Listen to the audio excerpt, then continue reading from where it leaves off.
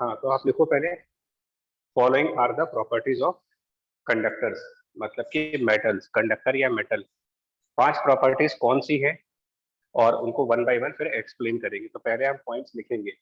Point number 1, it says the net electric field, the net electric field equals to 0 everywhere inside conductor। मैं conductor या metal, कभी कभी जैसे मैंने metal लिख दिया, तो मेटल और कंडक्टर में फर्क नहीं है कि, ठीक है। पॉइंट नंबर 2 कहता है, point number 2, electric field on the surf, मतलब सॉरी, कुछ प्रॉब्लम है क्या? No sir. Okay, point number 2, the direction of electric field just outside the conductor, just outside the metal or conductor, कोई भी word use करिए, is perpendicular to the surface of metal। तीसरा point, अभी 5 points है, सभी explain भी होंगे, but पहले नोट्स बना लें। तीसरा point, the any charge given to metal, any charge given to metal must be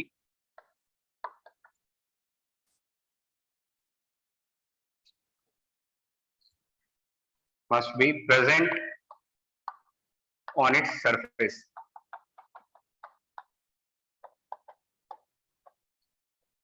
तीसरा point.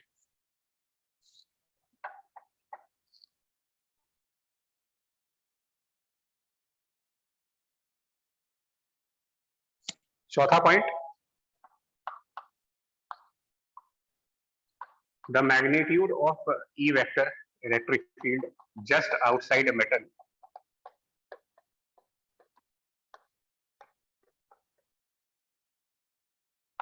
is equal to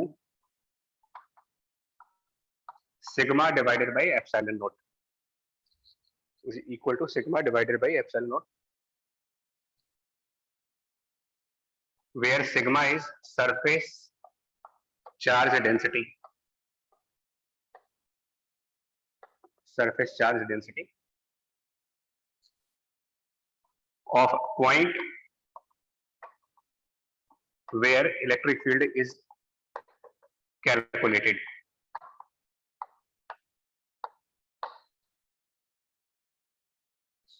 surface charge density का मतलब होता है कितने कूलम्ब पर मीटर स्क्वायर, कूलम्ब पर मीटर स्क्वायर, यानी कि charge per unit area, surface charge density.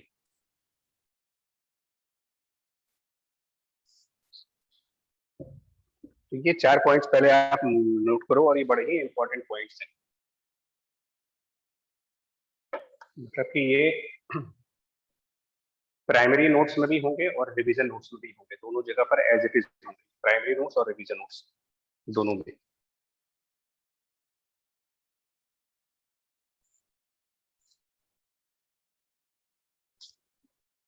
Note कर ले तो जरा बताना, लिख दिया हो तो। यस और यस सर। Yes sir. बड़े ही इंपॉर्टेंट पॉइंट्स हैं, मतलब ध्यान रखना, ठीक है, बहुत ही इंपॉर्टेंट पॉइंट्स। और आज का पूरा पूरा लेक्चर इन 4 पॉइंट्स के ऊपर होगा हमारा।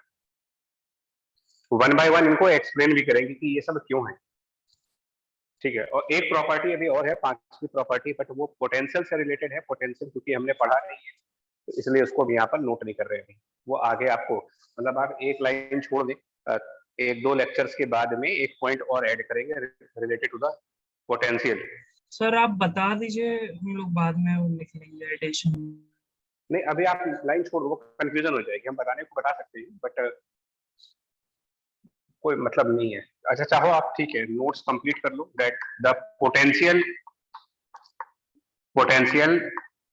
ऑफ एनी पॉइंट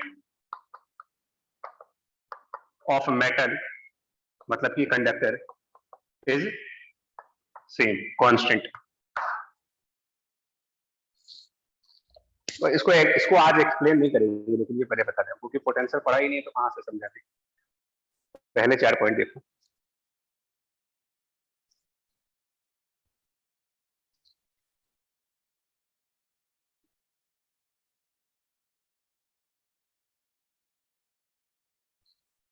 चलो बताएं, समझाएं भाई। Yes, sir. Yes, sir. चलिए पहला पॉइंट, फर्स्ट पॉइंट, क्यों कहा जा रहा है कि net electric field everywhere inside the metal 0 होना चाहिए? क्यों? देखिए पहले तो आप इस टॉपिक को समझो, इलेक्ट्रोस्टैटिक है। तो इलेक्ट्रो वर्ड बेसिकली होता है फॉर द चार्जेस, बेसिकली ये इलेक्ट्रॉन से लिया गया है। इलेक्ट्रो मतलब इलेक्ट्रॉन, सो इलेक्ट्रॉन्स, स्टैटिक का मतलब है are at rest, electrons are at rest, ये इसका मतलब हुआ इलेक्ट्रोस्टैटिक का, ठीक है। और कंडक्टर्स, हम लोग को पता है कि मटेरियल्स मेनली 2 तरीके के हैं, कंडक्टर और इंसुलेटर्स। इनमें डिफरेंस क्या होता है कंडक्टर कंडक्टिंग मटेरियल्स में और इंसुलेटिंग मटेरियल्स में? जैसे हम कहते हैं कंडक्टर कि में सब इलेक्ट्रॉन्स का मूवमेंट फ्री होता है सर, जिससे करंट पास हो सकता है। ओके, तो क्या इंसुलेटर के अंदर इलेक्ट्रॉन्स नहीं होते क्या? जैसे हम पूछें कि क्या कंडक्टर में इलेक्ट्रॉन्स हैं, इंसुलेटर में इलेक्ट्रॉन नहीं है? फ्री नहीं होती। फ्री नहीं है। तो क्लोजली ये पैक्ड होता है सर। क्लोजली पैक्ड मतलब वो अपने एटम के न्यूक्लियस से इतना ज्यादा अट्रैक्टेड होते हैं कि वो उस एटम को छोड़ नहीं पाते। जी सर। ये प्रॉपर वर्ड यूज किया आपने कि फ्री। तो कंडक्टर्स का मतलब उसमें किस टाइप के इलेक्ट्रॉन, बिकॉज इलेक्ट्रॉन तो सबके अंदर है भाई, वुडन मटेरियल्स में भी इलेक्ट्रॉन है और कॉपर में भी इलेक्ट्रॉन है, बट कॉपर के वायर्स बनते हैं, वुड के वायर्स तो बनते नहीं है। तो इसमें आपने सही वर्ड यूज किया कि इसके अंदर इलेक्ट्रॉन्स फ्री है। अब फ्री का क्या मतलब है? फ्री इलेक्ट्रॉन्स का क्या मतलब होता है? Sir loosely held. Sir loosely है। मतलब कि वो मूव कर सकते हैं ना? Yes, sir. हाँ, यस सर। कर सकते हैं मूव। तो अब आप समझो, free electrons are at rest. अब देखो अपने आप आंसर आएगा, free electrons are at rest. जरा लगाइए Newton's law. Newton laws of motion में पहला लॉ जो है, फर्स्ट लॉ, एक पार्टिकल रेस्ट पे कब हो सकता है? Body rest. External force sir 0 होती है। External force 0। Zero. Newton first law. Electron भी तो एक पार्टिकल है, तो एक पार्टिकल रेस्ट पे है। न्यूटन लॉ कहता है कि a particle will be at rest only when net force on the particle becomes 0। Right यार? Yes, sir. तो फिर ये जो रेस्ट कहा जा रहा है, ये रेस्ट पे तभी हो सकते हो जब आप नेट फोर्स 0 कर दें। और इलेक्ट्रोस्टैटिक में फोर्स का इलेक्ट्रिक फील्ड के साथ डायरेक्ट रिलेशन भी है। इलेक्ट्रोस्टैटिक चैप्टर में फोर्स और इलेक्ट्रिक फील्ड के बीच कुछ रिलेशन है, और वो रिलेशन कहता है कि फोर्स बराबर charge multiplied by the electric field. पहले लेक्चर में ये बताया गया था, मतलब मेरे पहले lecture, charge into electric field. Yes Yes, sir. तो दैट इज 0। ऑब्वियसली क्यू तो 0 होगा नहीं, तो फिर एक ही पॉसिबिलिटी बचती है कि जो नेट इलेक्ट्रिक फील्ड है वो कितना है? 0। पहला पॉइंट। तो ये है explanation of the first point, कि why the electric field is 0 inside the conductor. समझिएगा, net electric field is 0 everywhere inside the conductor. Why? Because if it is non zero, if it is a non-zero, then we will have a non-zero force, and if we are having a non-zero force, particle can never be at rest. उसमें कुछ ना कुछ acceleration आ जाएगी according to Newton law. Sir फिर तो ये insulator के साथ भी होना चाहिए। नहीं, देखिए नेट फोर्स 0 हो रही है। इंसुलेटर्स में जो इलेक्ट्रॉन्स होते हैं उन पर एक फोर्स उनके न्यूक्लियस का भी होता है। देखिए, मैं इसीलिए मैंने बोला कि दोनों के इलेक्ट्रॉन्स में डिफरेंस किस चीज का है, यस। ये समझो आप। कंडक्टर के जो फ्री इलेक्ट्रॉन जिसको बोलते हैं, जो इलेक्ट्रॉन फ्री है, फ्री वर्ड मैंने इसीलिए बार बार पूछा था कि फ्री वर्ड का मतलब क्या है। इन इलेक्ट्रॉन्स पर न्यूक्लियस का अट्रैक्शन नहीं होता कोई। इंसुलेटर की अगर आप बात कर रहे हो ना, तो इंसुलेटर में क्या होगा कि जो इलेक्ट्रॉन्स होंगे वो फ्री तो है नहीं, उनको बोलते हो बाउंड। उनको न्यूक्लियस अपनी तरफ अट्रैक्ट कर रहा होता है, फोर्स न्यूक्लियस की वजह से भी लग रहा है, और एक फोर्स मान लिया इलेक्ट्रिक फील्ड की वजह से लगता है। तो इनका रिजल्टेंट जीरो करेंगे ना यार, मतलब कि जो इलेक्ट्रिक फील्ड की फोर्स है वो न्यूक्लियस के फोर्स को कैंसिल आउट करे। तो क्या इसके लिए ई नेट को जीरो कहा जाएगा? No sir. ठीक। अब अगर कहीं पर ये न्यूक्लियस वाली फोर्स है ही नहीं, खत्म हो गई, ये कोई फोर्स नहीं है, सिर्फ ये है, और मुझे फोर्स को जीरो करना है। तो जब सिर्फ एक ही फोर्स है और जीरो करना है, क्या करोगे इसमें? क्या करा जाएगा? जीरो होगा। चार्ज जीरो हो नहीं सकता इलेक्ट्रॉन का, फील्ड जीरो देगी। इसीलिए मेटल्स के साथ होगा, इंसुलेटर्स के साथ ये सब नहीं होगा, क्योंकि इंसुलेटर में इलेक्ट्रिक फील्ड होगी, इलेक्ट्रिक फील्ड की फोर्स को न्यूक्लियस की फोर्स बैलेंस कर देगी, और फिर से नेट फोर्स की वैल्यू जीरो हो जाएगी।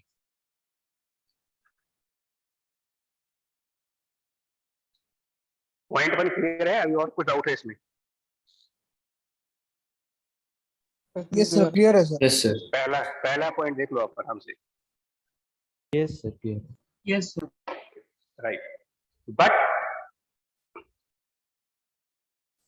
अगर ये इलेक्ट्रोस्टैटिक नहीं है तो क्या तब भी ये बात होगी? Charges are moving? नहीं होगी। यानी कि पहला पॉइंट यूनिवर्सल स्टेटमेंट है, या ये स्टेटमेंट सिर्फ तभी के लिए होगा जब हमारा इलेक्ट्रोस्टैटिक यानी कि चार्जेस मोशन में नहीं है, चार्जेस स्टेशनरी मोड में है, तब के लिए है ये चीज। सर तब होगा इलेक्ट्रोस्टैटिक। अच्छा, अगर किसी वायर में से करंट जा रही है, हमारे घरों में वायरिंग्स है, तो सभी वायरिंग्स में कॉपर के तार लगते हैं, कॉपर के वायर्स होते हैं, कॉपर एक मेटल है, उनके अंदर से जब करंट पास हो रहा होता है, क्या उसको भी इलेक्ट्रोस्टैटिक कहा जाए? No sir. वो क्या है फिर? इलेक्ट्रोडायनेमिक्स।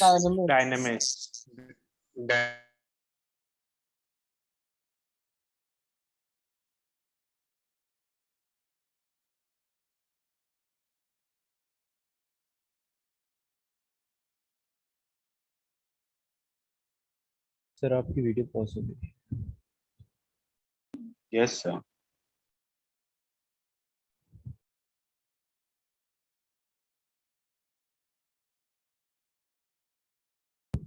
इलेक्ट्रोस्टैटिक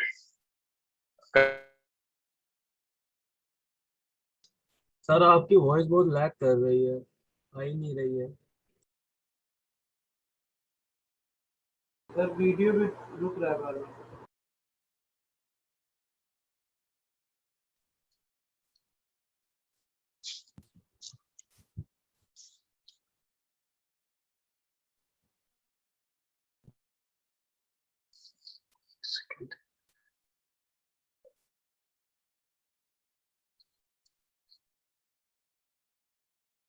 आ गया।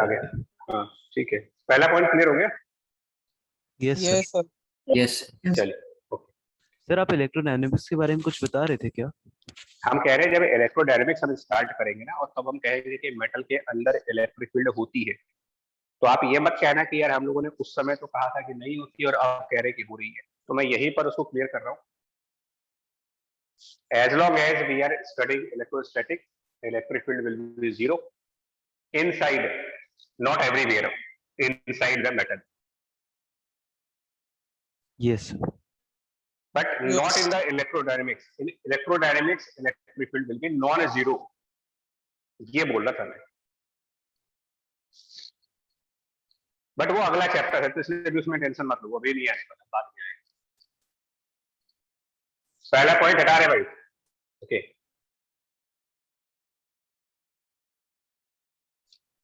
फर्स्ट पॉइंट हटाए। Yes sir.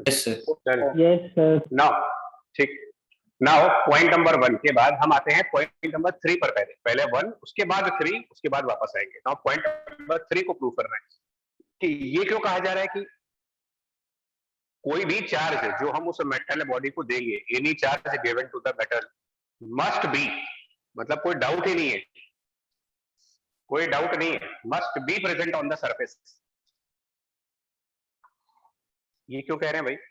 चार्ज देंगे तो सरफेस पे ही होगा, इसकी क्या गारंटी है? क्यों मेटल के अंदर नहीं जा सकता क्या चार्ज? सरफेस के अंदर, इनसाइड।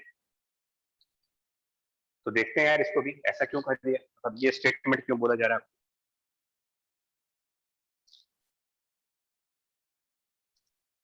क्या है कि हमारे पास एक इंपॉर्टेंट लॉ है जिसको बोलते हैं गॉस लॉ। अगर हम कोई मेटालिक बॉडी ले, राइट यार, कोई भी एक मेटालिक बॉडी कैसा भी, रेगुलर या इरेगुलर, किसी भी ज्योमेट्री का मेटल कंसीडर करो, और पॉइंट नंबर 1 हमसे कह रहा है कि इस मेटल के अंदर इलेक्ट्रिक फील्ड 0 है। ये पॉइंट नंबर 1 कह रहा है। तो इसके अंदर किसी भी पॉइंट पर हमसे पूछा जाए कि इलेक्ट्रिक फील्ड कितना है, तो मेरा आंसर है 0। इसके अंदर किसी भी पॉइंट पर इलेक्ट्रिक फील्ड की वैल्यू 0। एवरीवेयर, कोई ऐसा नहीं कि सिर्फ स्पेसिफिक पॉइंट पर 0 होगा, सब जगह 0। अब अगर ऐसा है कि अंदर सभी पॉइंट्स पर इलेक्ट्रिक फील्ड 0 है, तो हम एक गॉसियन सरफेस बनाएं, एक गॉसियन सरफेस जो मेटल के अंदर हो और मेटल के सरफेस के चाहे जितना मर्जी क्लोज हो। स्टेटमेंट सुनना, हमने एक गॉसियन सरफेस बनाया अंदर। डायग्राम की क्लैरिटी के लिए मेरा इस गॉसियन सरफेस और मेटल का जो सरफेस है, जो व्हाइट कलर से बाउंड्रीज आप देख रहे हो, ये मेटालिक सरफेस है, मेटालिक बॉडी का सरफेस, और येलो कलर से जो डॉटेड लाइन बनाई है, ये हमने एक हाइपोथेटिकल गॉसियन सरफेस लिया है। ये बहुत ज्यादा क्लोज है। नाउ पॉइंट नंबर 1 के हिसाब से जब अंदर सब जगह पर इलेक्ट्रिक फील्ड की वैल्यू 0 है, एवरीवेयर इलेक्ट्रिक फील्ड इज 0, तो कितना फ्लक्स इस गॉसियन सरफेस के लिए बनेगा? फ्लक्स ऑफ गॉसियन सरफेस अगर पूछा जाए, एक ऐसा गॉसियन सरफेस जिसके सभी पॉइंट पर इलेक्ट्रिक फील्ड की वैल्यू 0 आ रही है, एंड फ्लक्स इलेक्ट्रिक फील्ड और एरिया का प्रोडक्ट है। Flux product of electric field and area. Electric field is 0 at this point, electric field is 0 at this point, 0 at this point, everywhere electric field is 0। क्या कोई flux बनेगा यहाँ पर इस Gaussian surface के लिए? No sir. 0। No sir. तो flux of Gaussian surface is 0। But Gauss law कहता है कि अगर फ्लक्स किसी गॉसियन सरफेस का 0 आ रहा है, तो इसका मतलब ये हुआ कि Q इनसाइड 0 होना चाहिए, because flux is Q inside divided by epsilon 0। So point number 1 कह रहा है कि इलेक्ट्रिक फील्ड 0 है, उसकी वजह से गॉसियन सरफेस का फ्लक्स 0 है, गॉस लॉ की वजह से Q इनसाइड 0 है, यानी कि इस गॉसियन सरफेस के अंदर कहीं पर कोई चार्ज होना नहीं चाहिए। तो आ रही बात समझ में कि नहीं आ रही आपको? यस अब इस, हाँ, अब सुनिएगा, इस गॉसियन सरफेस के अंदर कोई चार्ज नहीं होगा। तो कुछ लोग ये सोच सकते हैं कि भाई गॉसियन सरफेस के बाहर चार्ज होगा, अंदर नहीं तो बाहर तो सही। तो कुछ लोग ये कह सकते हैं कि यार इस गॉसियन सरफेस और मेटल की सरफेस के बीच में चार्ज होगा, यहां चार्ज हो सकता है, यहां चार्ज हो सकता है, यहां चार्ज हो सकता है, अंदर नहीं बाहर है। नो सर, मेटल बॉडी के सरफेस पे। मतलब कि मेटल के सरफेस के तो अंदर हैं, भले गॉसियन सरफेस के अंदर नहीं है, बट मेटेलिक सरफेस के अंदर है। तो ये भी आर्ग्यूमेंट गलत हो जाएगा। क्यों गलत हो जाएगा? हमने कहा ना कि हम अपना गॉसियन सरफेस मेटल के सरफेस के और क्लोज लेके जाते हैं। गॉसियन सरफेस और मेटेलिक सरफेस को बिल्कुल क्लोज कर दीजिए, एकदम क्लोज।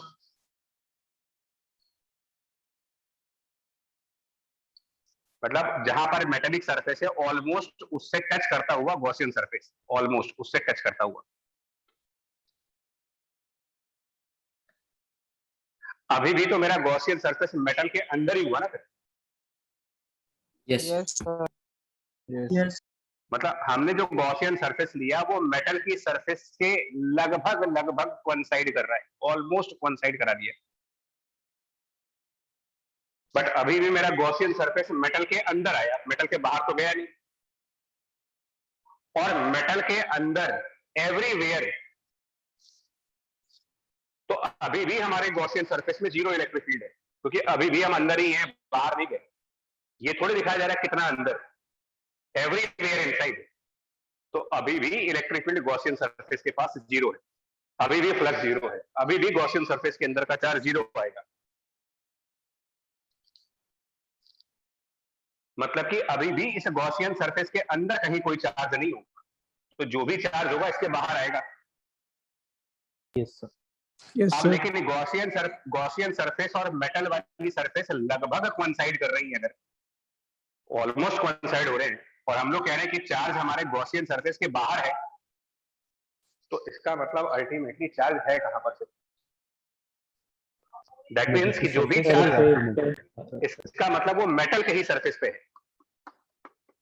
जो भी चार्ज इसको दिया गया होगा वो मेटल के सरफेस पे होगा, क्योंकि अगर वो मेटल के सरफेस के थोड़ा भी अंदर होता, मेटेलिक सरफेस से थोड़ा भी इनसाइड होता, और हमारा गॉसियन सरफेस मेटेलिक सरफेस से लगभग कोइंसाइड कर रहा है,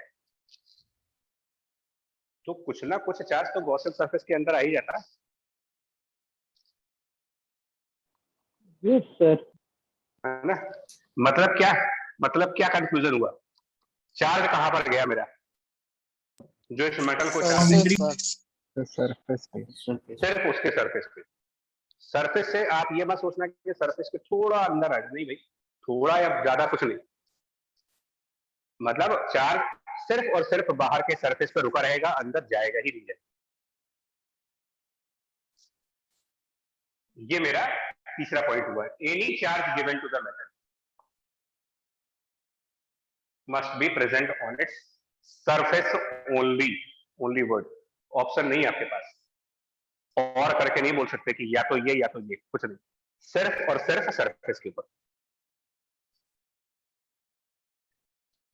क्या इसको अब आप एक्सप्लेन कर पाओगे अगर स्कूल या बोर्ड एग्जाम्स में आता है, मान लीजिए कि यस Yes. क्या लिखेंगे उसमें, लैंग्वेजेस क्या होंगी? हालांकि ये एनसीईआरटी में लिखा है आपके, बट लैंग्वेज आप एनसीईआरटी की कॉपी कर सकते हो या स्कूल की कॉपी कर सकते हो, बट रीजन इसी को अपनी अपनी लैंग्वेजेस में आप ऐड कर दोगे। रीजन में एक लाइन में ऐसे बोल सकता हूं कि एक्चुअली इसमें जो रीजन होते हैं वो मतलब इसका कंट्रास्ट प्रूव किया जाता है। Like any charge given to the metal must be present on its surface. इसको प्रूव करने के लिए हम क्या करते हैं, let us assume that charge is inside the metal. Let us assume charge is inside the metal. In that case, if I take a Gaussian surface which is inside the metal,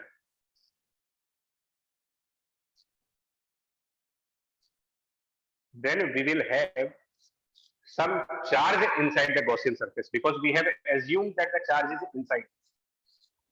इसको prove करने के लिए हमने माना let us assume that charge is not on the surface, it is inside the metal. अंदर फैला हुआ है मेटल के अंदर। तो if the charge is inside the metal, then for any Gaussian surface there will be some charge inside the Gaussian surface, and if there is some charge inside the Gaussian surface, there must be some flux for the Gaussian surface,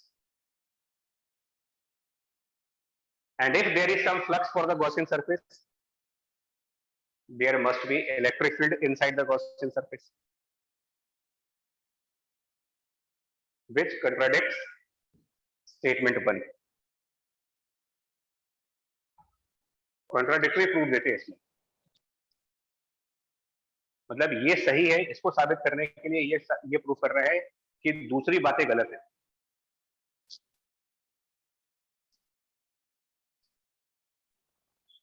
right, बोलो। Yes, sir. Yes sir. बाकी NCERT जिंदाबाद, उसको पढ़िए, आपको proper language मिल जाएगी उसमें।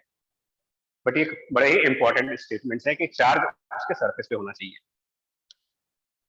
Now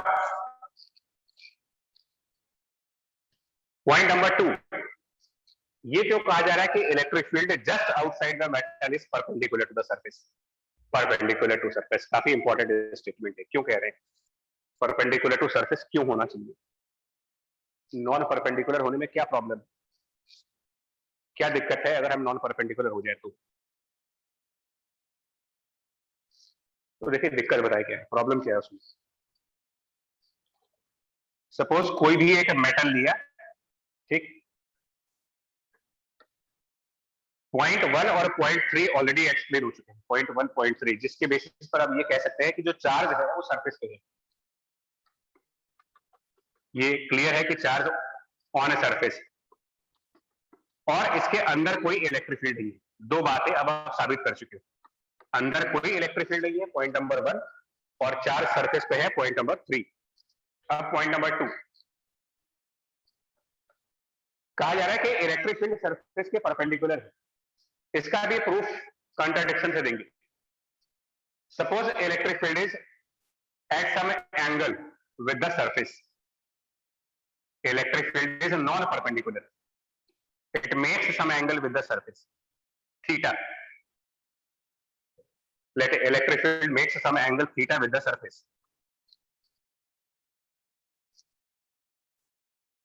Now electric field can be resolved in two parts. First component of electric field, which is along the surface, component of electric field along the surface is E into cos of theta, and the component of electric field which is perpendicular to surface, E into sine of theta.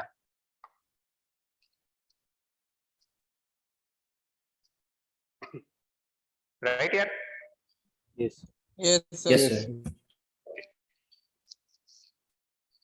Since the charge is on the surface, this charge is on the surface where we have two components of electric field, one along the surface, one perpendicular to the surface. Therefore, electric field will exert force on this charge. Electric field will exert force on this charge along this tangent. Formula Q into E.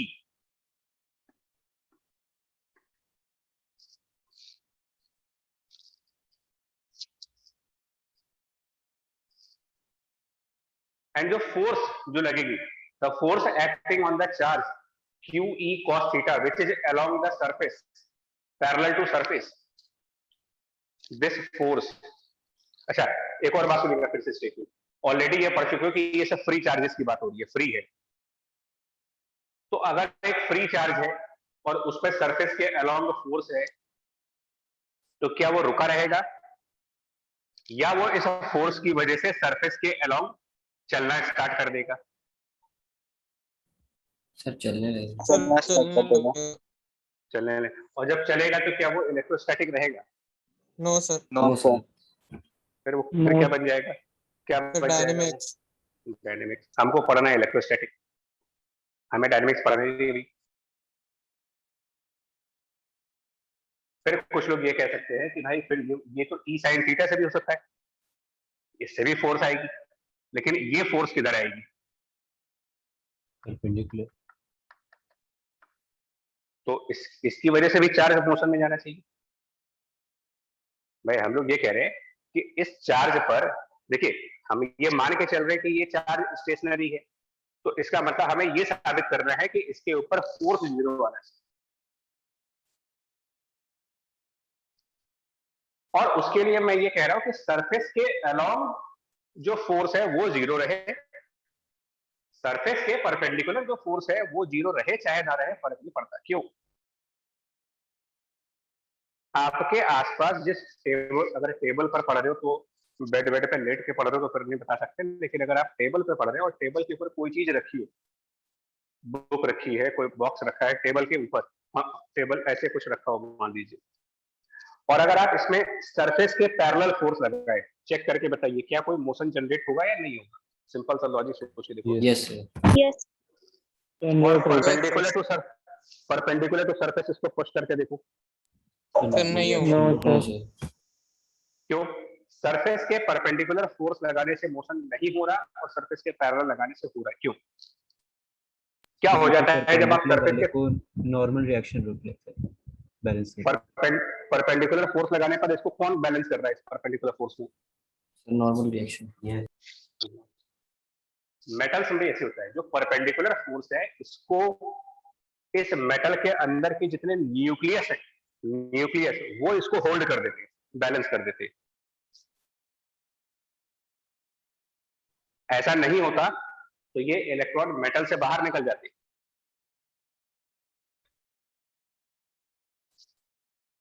और ये चीज अगर शायद आपने कभी पढ़ी होगी ना, तो एक टॉपिक है केमिस्ट्री में, फिजिक्स में भी है, बट पता नहीं उससे अभी आपने पढ़ा कि नहीं पढ़ा, that is called photo electric effect. Yes sir. जिसमें ये कहते हैं कि जब हम फोटॉन्स डालते हैं तो मेटल से इलेक्ट्रॉन बाहर निकल जाते हैं। Yes sir. लेकिन उसके लिए फोटोन में एक सफिशिएंट एनर्जी चाहिए, मतलब एक उसको वर्क फंक्शन के नाम से पढ़ा होगा कि उससे ज्यादा एनर्जी देने पे ही होगा ये चीज। Yes sir. Frequency. Yes sir. हाँ, तो अब थोड़ा सा वापस लौटते हैं टॉपिक की तरफ, देखिए क्या हो रहा है। पहली बात, ये चार्ज फ्री है और इसको इमेजिन करना होगा, कोई ऑब्जेक्ट अगर फ्री है जो सरफेस के ऊपर है तो पैरेलल टू सरफेस फोर्स लगाने पर इसमें मोशन आएगी, परपेंडिकुलर टू सरफेस लगाने पर वो फोर्स बेकार हो जाती है, क्योंकि उस फोर्स को कोई और फोर्स नॉर्मल रिएक्शन के फॉर्म में बैलेंस हो जाता है। तो ये जो परपेंडिकुलर वाला फोर्स है, इसकी वजह से तो मोशन वैसे भी नहीं हो पाएगी क्योंकि इसको कोई ना कोई बैलेंस कर रहा है, लेकिन पैरेलल वाले की वजह से मोशन हो सकती है। लेकिन हमारा स्टेटस क्या चल रहा है कि चार्जेस रेस्ट पे होनी चाहिए। अब बताओ, इनमें से कौन सा कंपोनेंट डेफिनेटली जीरो होना चाहिए? कौन सा कंपोनेंट जो डेफिनेटली जीरो होना चाहिए? E sine theta. E sine E sine theta surface के परपेंडिकुलर है, क्या ये डेफिनेटली जीरो होना चाहिए?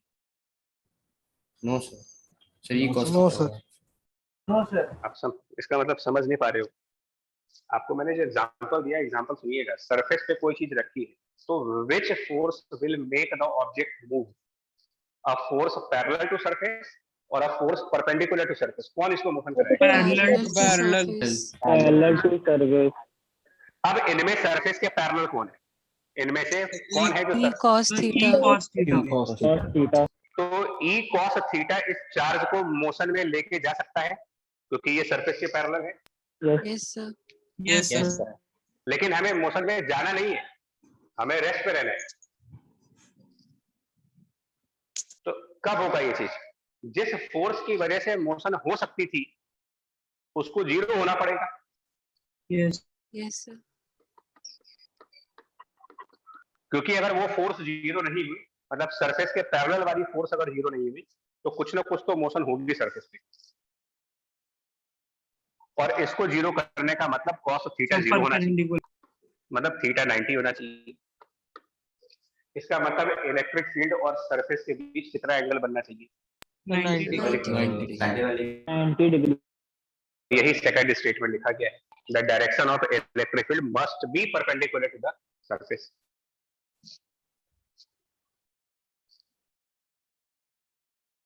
ये थोड़े से दिमाग वाले टॉपिक है, मतलब कि आर्गुमेंट लगाने हैं इसमें, इतना आसानी से समझ नहीं आते।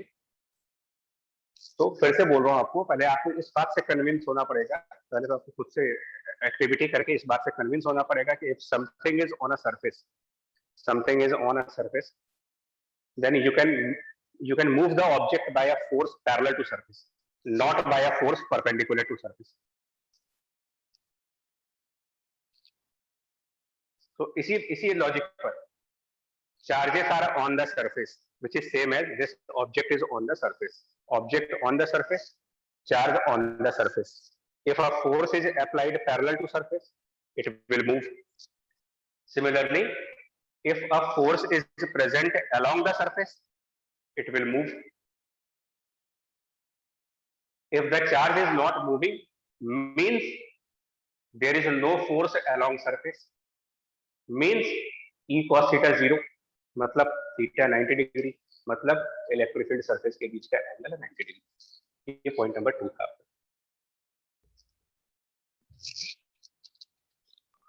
Clear? Yes, sir. Yes sir. Clear हो गया? Thank you. 3 पॉइंट्स हो गए। चौथा पॉइंट,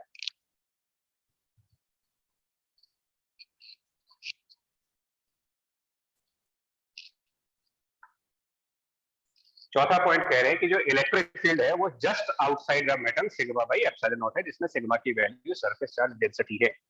क्या कहना चाह रहे हैं इसके थ्रू? पांचवा पॉइंट अभी तो हटाई नहीं, इसका कोई काम नहीं है, इसके ऊपर अभी इस लेक्चर में तो कोई बात ही नहीं होगी, आगे भले हो जाए। पांचवा पॉइंट जो कह रहा है कि just outside metal electric field sigma by epsilon not, इसको प्रूव करना है, प्रूविंग चाहिए इसकी। दिखाते हैं कैसे प्रूव होगा।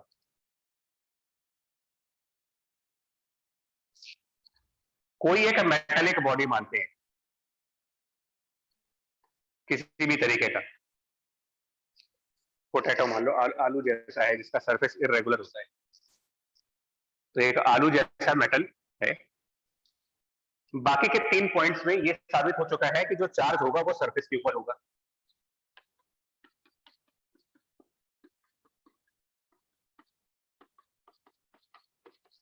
अब एक बात बताइए जरा, मेटल को हमने पोटैटो का शेप दिया हुआ है, तो इसमें इसकी सरफेस कैसी होती है, रेगुलर या इरेगुलर, ये बताओ पहले। इर्रेगुलर। आलू का सरफेस तो इरेगुलर है, कहीं ऊबड़ खाबड़ होता है। तो क्या जो चार्ज हमने दिया है वो यूनिफॉर्मली डिस्ट्रीब्यूट होगा? यूनिफॉर्मली डिस्ट्रीब्यूट होने का भाई सरफेस जब यूनिफॉर्म नहीं है ना, तो चार्ज का डिस्ट्रीब्यूशन भी यूनिफॉर्म नहीं होगा, क्योंकि एक पॉइंट तो हो चुका है कि चार्ज सरफेस के ऊपर आएगा, बट अगर हम यहां पर 1 मीटर स्क्वायर लें और हम यहां पर 1 मीटर स्क्वायर लें, हम कहीं और 1 मीटर स्क्वायर लें, तो क्या इन सब पर बराबर बराबर चार्ज आएगा? यहाँ No, के sir. 1 मीटर स्क्वायर पर, No, यहाँ sir. के 1 मीटर स्क्वायर पर, यहाँ के No, 1 sir. मीटर स्क्वायर पर, क्या ये सब सरफेसेस एक जैसे हैं, आइडेंटिकल है? बिल्कुल no No, sir. sir. No sir. Sir फिर तो सिग्मा डिफाइंड ही नहीं होना चाहिए। नहीं, सुनो तो भाई, अगर ये स्फीयर होता मान लो, तो एक रेगुलर ज्योमेट्री होती है स्फीयर की, बट उल्ट, हमने इसीलिए आपको आलू का एग्जांपल दिया, आलू की ज्योमेट्री बिल्कुल इरेगुलर है। तो ऐसे में यहाँ के 1 मीटर स्क्वायर के ऊपर, यहाँ के 1 मीटर स्क्वायर के ऊपर और यहाँ के 1 मीटर स्क्वायर के ऊपर डिफरेंट अमाउंट ऑफ चार्जेस आएंगे। हो सकता है कि यहाँ के 1 मीटर स्क्वायर के ऊपर 2 कूलम्ब का चार्ज हो सकता है कि यहाँ के 1 मीटर स्क्वायर के ऊपर 3 कूलम्ब चार्ज हो सकता है कि यहाँ के 1 मीटर स्क्वायर के ऊपर 1.5 कूलम्ब चार्ज। और जिसको हम सिग्मा कह रहे हैं ना, सिग्मा का मतलब है सरफेस चार्ज डेंसिटी, मतलब कि 1 मीटर स्क्वायर सरफेस एरिया के ऊपर कितना चार्ज है। Surface charge density 1 meter square area ले तो कितना चार्ज उस 1 मीटर स्क्वायर एरिया पर होगा, वो सिग्मा है। तो वो चीज अलग अलग है। यहाँ के 1 मीटर स्क्वायर पे चार्ज 2 कूलम्ब का है, दूसरी जगह के 1 मीटर स्क्वायर पर चार्ज 3 कूलम्ब है, कहीं और जाने पर वो 1 है, 1.5 है। इसका मतलब इसमें सिग्मा की वैल्यू एक जगह से दूसरी जगह पर डिफरेंट है। इसमें यह कहा जा सकता है कि जो सिग्मा है वो चेंज हो रहा है from one place to other place.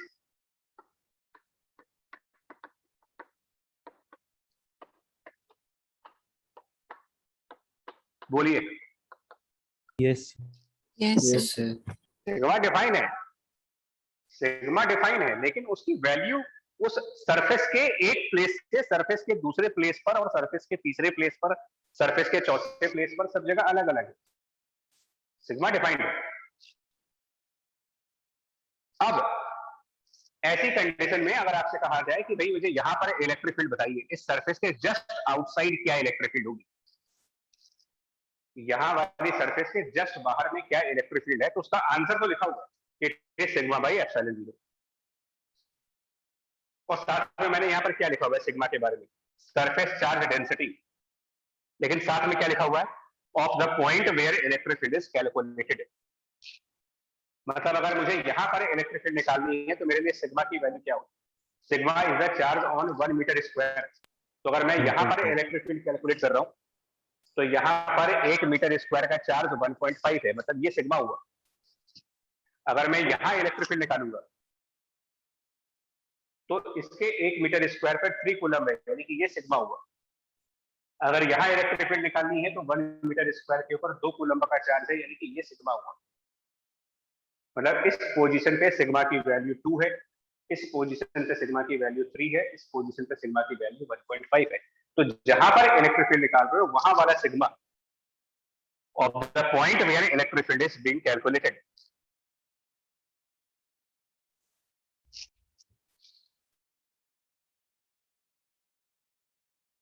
मैंने ये बात समझ में आई सिग्मा की value? Yes sir. Yes sir. ठीक है, अब हम बात करते हैं कि ये सिग्मा बाई एप्सिलॉन नॉट क्यों कहा गया है, क्यों कह रहे हैं कि ये सिग्मा बाई एप्सिलॉन नॉट ही होगा। देखिए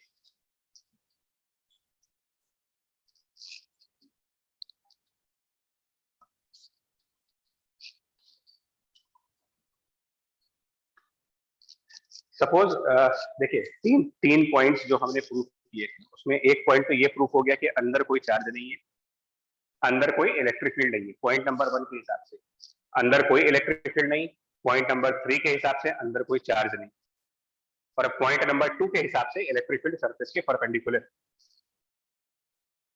इन तीनों पॉइंट्स को मिलाइए और हम क्या करने जा रहे हैं, सरफेस के just outside surface direction of electric field, surface के जस्ट आउटसाइड इलेक्ट्रिक फील्ड की डायरेक्शन मेटल के परपेंडिकुलर दिखाएं, मेटल के परपेंडिकुलर दिखाएं। पॉइंट नंबर 2 यूज हो रहा है, प्रॉपर्टी नंबर 2।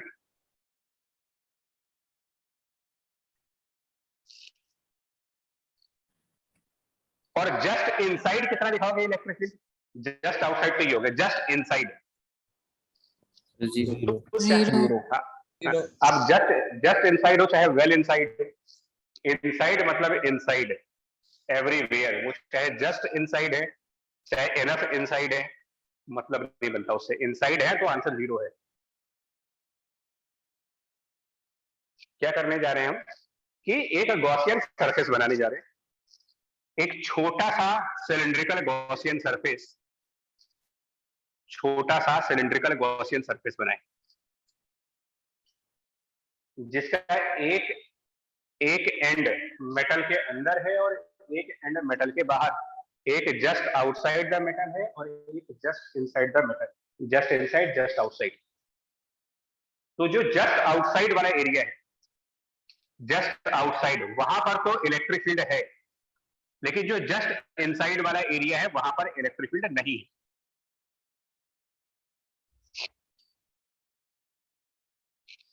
जस्ट आउटसाइड वाले एरिया के लिए अगर कोई पूछे कि फ्लक्स कितना होगा, जस्ट आउटसाइड एरिया का फ्लक्स, तो there is electric field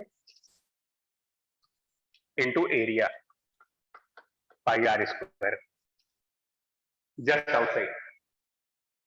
just inside वाले के लिए फ्लक्स कितना होगा जहां पर कोई इलेक्ट्रिक फील्ड नहीं, जीरो। जीरो। तो जस्ट आउटसाइड का फ्लक्स, जस्ट इनसाइड का फ्लक्स, और एक इस सिलेंडर की कर्व सरफेस, लैटरल सरफेस इसका, बट जो इलेक्ट्रिक फील्ड है वो लैटरल सरफेस के पैरेलल जा रही है, और सरफेस के पैरेलल इलेक्ट्रिक फील्ड जाने पर फ्लक्स की वैल्यू कितनी होगी,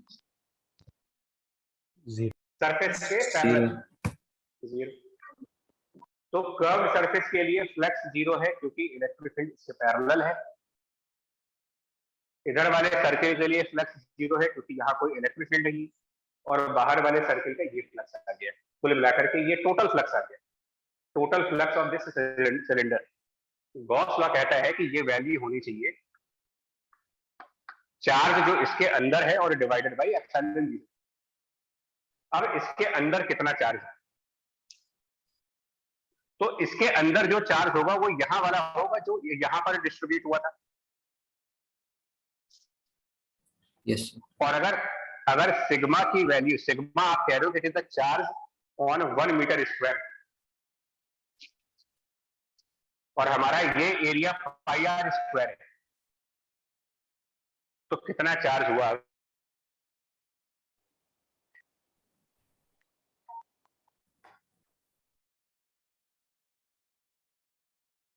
सर आपकी वीडियो फिर से पॉज हो गई है। होगा कि नहीं होगा ये? सर एक बार सर बता दीजिए। आपकी वीडियो पॉज हो गई। एक सेकंड। ओहो, सर अब सही है, ये बता दीजिए आपने जो किया है। नहीं नहीं, एक मिनट रुकिए, अभी कुछ गड़बड़ चल रहा है।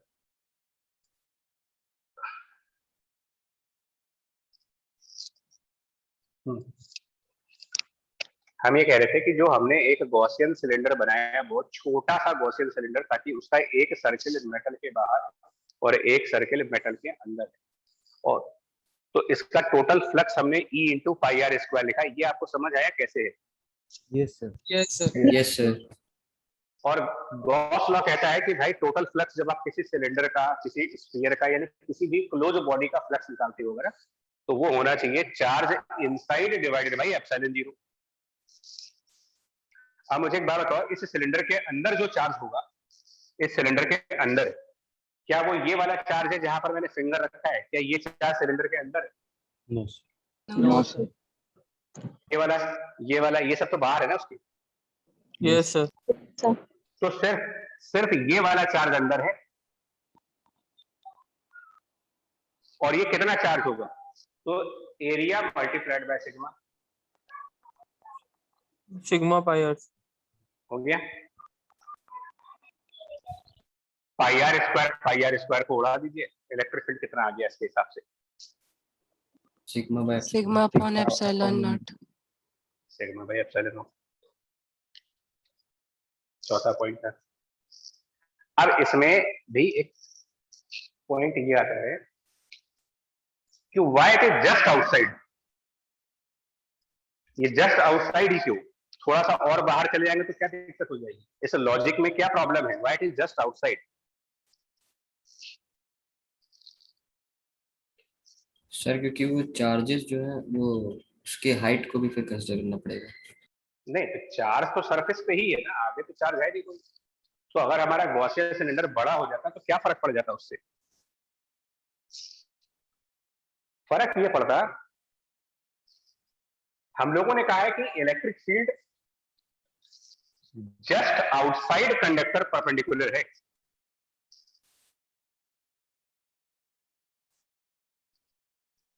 समझिएगा,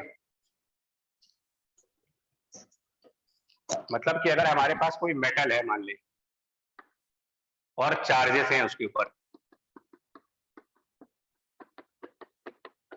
तो इलेक्ट्रिक फील्ड सरफेस के 90 डिग्री पर सिर्फ यहीं पर होगी, जस्ट बाहर। जैसे ही मेटल से निकले इलेक्ट्रिक फील्ड परपेंडिकुलर हुई, बट आगे जाकर के तो इसका डायरेक्शन बदल सकता है ना। आगे जाकर के हो सकता है ये ऐसे हो जाए।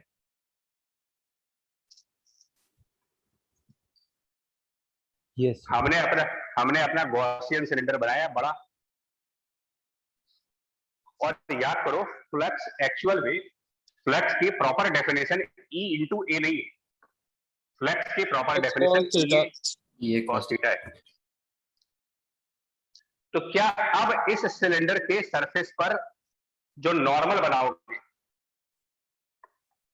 क्या उसके और इलेक्ट्रिक फील्ड के बीच कोई एंगल नहीं बन जाएगा? Yes yes yes sir. लेकिन ये सिलेंडर बहुत छोटा होता, अगर बहुत छोटा, यहीं पर खत्म हो जाता।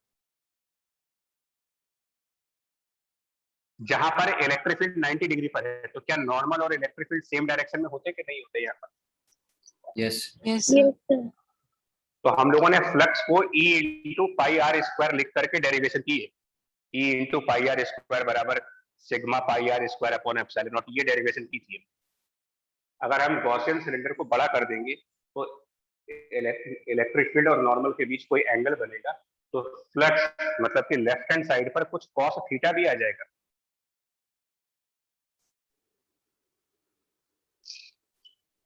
आ रही है बात, नहीं आ रही है समझ में? Yes sir. यस सर तो ये जस्ट आउटसाइड में ध्यान रखिएगा, जस्ट आउटसाइड और आउटसाइड में फर्क है। आपको लगे कि यार नहीं, हमको तो ये बताया गया था कि कंडक्टर के बाहर ये होता है, तो हम लोग यहाँ पर जस्ट वर्ड भी लिख रहे हैं, यहाँ भी जस्ट वर्ड लिखा हुआ है, यहाँ भी जस्ट वर्ड लिखा हुआ है, मतलब तुरंत बाहर। चलिए, ये हो गए कंडक्टर के 4 मेन पॉइंट्स। अब जो भी लेक्चर आज देंगे, मतलब ऑलरेडी चल रहा है लेक्चर, बट जो भी हमारा होगा वो इन्हीं 4 पॉइंट्स को कवर करते हुए होगा।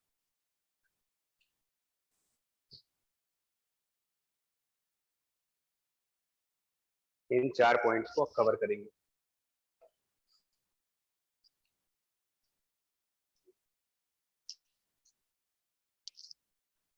अब इसमें हम कुछ डेरिवेशन करने जा रहे हैं, जो कि पहला है इलेक्ट्रिक फील्ड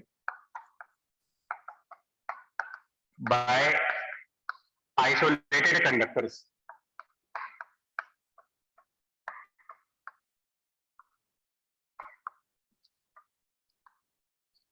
आइसोलेटेड वर्ड अब आपको बहुत अच्छे से पता होगा क्या होता है। बच्चे को पता है कि what is isolation. Yes sir. क्या मतलब है? Sir closed. अलग कर देना। अरे आइसोलेशन, आज कोविड के टाइम पर आइसोलेशन तो इतना कॉमन वर्ड हो चुका है। होम आइसोलेशन बार बार कहा जा रहा है। आइसोलेशन का मतलब होता है भाई, आप जनरल सेंस में बात कर लेते हैं, क्या मतलब हो यार? सर अकेले। सर अलग कर देना। अकेला, अकेला मतलब उसके आसपास कोई और नहीं है उससे बात करने वाला, ये तो आइसोलेशन। यस यस तो मतलब हमारे पास कंडक्टर है, लेकिन कंडक्टर का कोई आसपास दूसरा चार्ज नहीं है, सिंगल कंडक्टर अकेला दुनिया में पड़ा हुआ है। इसमें हम पहला केस लेंगे स्फेरिकल का, फर्स्ट केस स्फेरिकल कंडक्टर लेंगे। तो एक spherical metallic object of radius r, और हमने इसको चार्ज दे दिया, चार्ज कैपिटल Q इसको दिया। आइसोलेटेड का मतलब समझ लो, आइसोलेटेड का मतलब ये हुआ कि इस स्फीयर के आसपास कोई और चार्ज नहीं होना चाहिए, इसके आसपास कहीं भी कोई चार्ज नहीं होना चाहिए, तब इसको आइसोलेटेड कहेंगे। नाउ हमने अभी भी 4 पॉइंट्स पढ़े। 4 पॉइंट्स हमने ये पढ़े कि अगर हम चार्ज देंगे तो वो चार्ज कहां जाएगा, क्या वो स्फीयर के पूरे वॉल्यूम में फैलेगा या स्फीयर के सिर्फ सरफेस पे।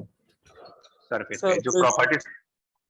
तो जो भी चार्ज इसको हम दे रहे हैं, इस चार्ज का distribution of charge number 1 on the surface, uniform distribution होगा या नॉन यूनिफॉर्म डिस्ट्रीब्यूशन होगा? यूनिफॉर्म यूनिफॉर्म क्यों?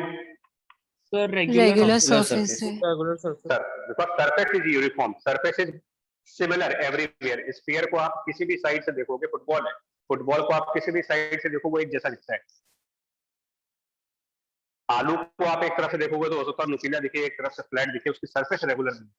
ये सरफेस रेगुलर है और आइसोलेटेड है, इसलिए चार्ज यूनिफॉर्मली डिस्ट्रीब्यूट हो जाएगा। मतलब सिग्मा की वैल्यू यहाँ पर, सिग्मा की वैल्यू यहाँ पर, सिग्मा की वैल्यू यहाँ पर। पीछे मैंने एक स्टेटमेंट लिखा था कि सिग्मा सरफेस के एक प्लेस पर और सरफेस के दूसरे प्लेस पे अलग अलग था।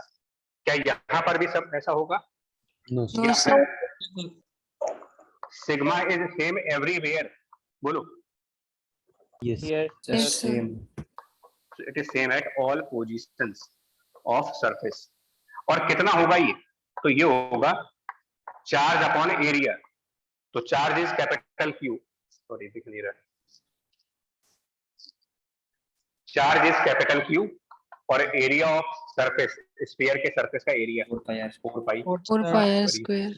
ये तो हो गया सिग्मा की वैल्यू। नाउ हम लोगों से पूछा ये जाता है, न्यूमेरिकल्स ये आते हैं सबसे पहले कि what is the electric field eight r/2 distance, r/3 distance, r/4 distance. मतलब क्या आंसर होगा? At a point which is inside this metal, what is the electric field? 0। 0।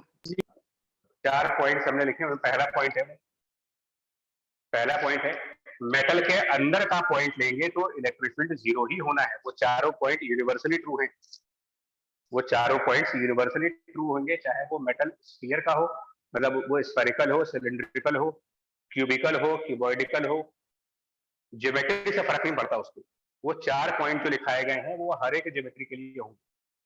अंदर इलेक्ट्रिक फील्ड जीरो, कोई डाउट नहीं है इसमें।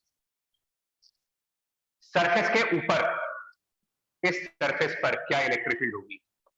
ये सब न्यूमेरिकल्स है, ध्यान देना, ये रिजल्ट्स है। Electric field on the surface, तो हमारा चौथा point, just outside surface electric field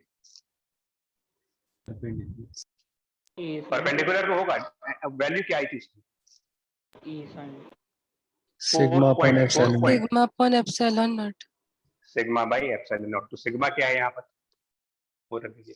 वो चारों पॉइंट्स का आर स्क्वायर। 2/4 राइट भैया, हाँ, वो चारों पॉइंट की एप्लीकेशन सीख रहे हो। पॉइंट तो हो गए, उनका एप्लीकेशन दिखा रहा हूँ आपको स्फेरिकल मेटल में। और फिर पूछते हैं कि बाहर कोई पॉइंट है अगर, तो वहां पर क्या इलेक्ट्रिक फील्ड होगी आउटसाइड? तो ये पॉइंट मान लेते हैं सेंटर से स्मॉल आर डिस्टेंस पे है। तो स्फीयर की एक खास प्रॉपर्टी होती है, स्फीयर की एक बहुत ही खास प्रॉपर्टी होती है कि जब आप इसके आउटसाइड चले जाते हो तो ये बिल्कुल वैसा ही बिहेव करने लगता है जैसा कि एक पॉइंट चार्ज बिहेव करता है। और इलेक्ट्रिक फील्ड पॉइंट चार्ज के लिए जो होती है वही फॉर्मूला स्फीयर के लिए भी आ जाता है। मतलब सर अगर तो हम तभी किसी होगा पॉइंट जब पर रेडियस आर तो से वो बहुत इनफाइनाइट छोटा लॉन्ग होगा। के लिए आपने बताया। आउटसाइड क्या कह रहे हैं? आउटसाइड, आउटसाइड है ना, बाहर। Yes sir. Yes sir. तो स्फीयर के बाहर इलेक्ट्रिक फील्ड निकालने का जो फॉर्मूला है वो वही फॉर्मूला यूज होता है जो पॉइंट चार्ज के केस में यूज होता है। और पॉइंट चार्ज के केस में जो फॉर्मूला यूज होता है वो होता है 1/4 pi epsilon naught into charge q divided by small r square, point charge वाला फॉर्मूला। Yes sir. देखिए इनसाइड जीरो है, वो पहले चारों पॉइंट्स आपके सामने होने चाहिए। पहले वाला उसमें पॉइंट नंबर 1 यूज किया गया है, इनसाइड जीरो। सरफेस पर निकालने के लिए प्रॉपर्टी का चौथा point sigma by epsilon not, और आउटसाइड निकालने के लिए उन प्रॉपर्टीज में लिखा हुआ नहीं है ये चीज। ये आपको अलग से कहीं नोट कर सकते हो कि स्फेरिकल सिस्टम्स के लिए, स्फीयर्स के केसेस में we can use point charge formula if we are finding electric field outside the sphere.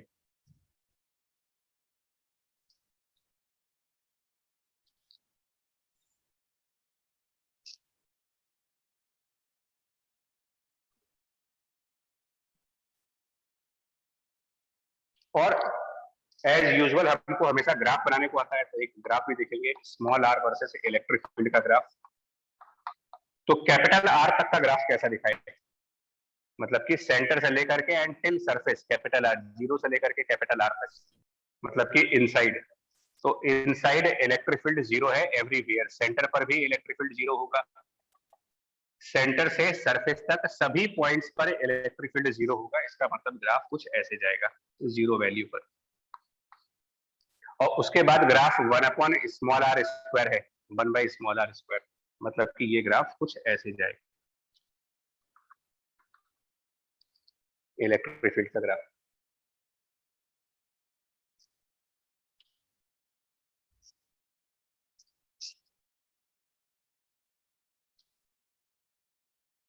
Complete कर लो, हटाएं इसको।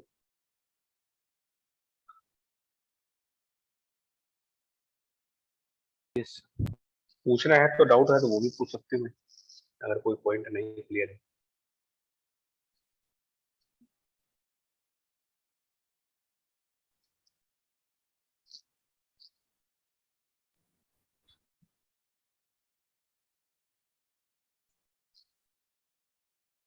हटा दे इसको तरफ। Yes Yes, sir. यस। ठीक। दूसरा स्फेरिकल कंडक्टर के बाद नाउ दूसरा है सिलिंड्रिकल कंडक्टर।